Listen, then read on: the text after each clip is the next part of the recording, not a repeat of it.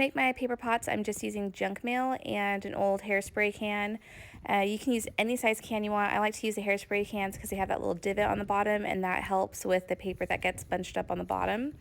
And you just roll it around the can, and then you're going to, with the seam side first, you're going to fold that in, and then fold it into fours basically to make your bottom. And then you can smash that down on a table or use your fingers to smash it down, and then you just slide it off.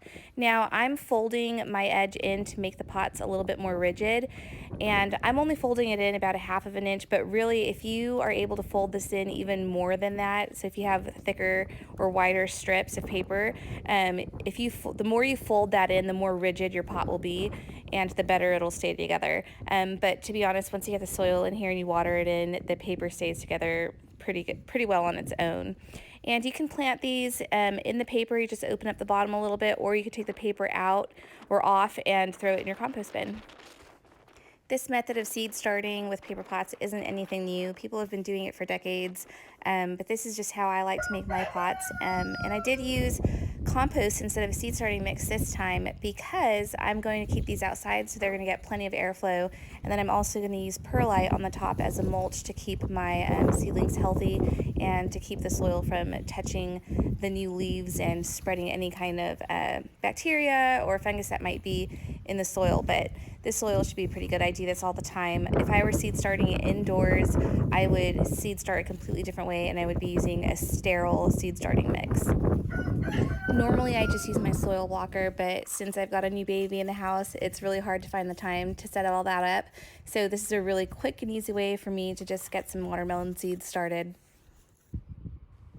Again, I'm keeping these outside in the elements in part sun. That way I don't have to harden these off. And watermelons, zucchini, pumpkins, all of those are pretty hardy seed starts, so I always like to start them outside anyway. But this year, I actually seed started everything outside, so I'm not going to have to harden off anything when I move it to the garden. We grow a ton of watermelons every year, and I like to grow a lot of varieties, but these are just some of my favorite. Any type of yellow or orange watermelon I always grow, and I use my own seeds that I've saved. This princess watermelon is amazing. It gets really, really big. It's a fairly sweet fruit, sweeter than anything you're going to get at the market, but it's not the sweetest I've grown. Again, this is just some perlite that I'm going to sprinkle over the top just to keep the leaves from touching the soil since I'm not using a sterile mix. Honestly, this might be a little bit overboard since I am keeping these outside and there's tons of airflow, but I'm just going to do it as an extra precaution.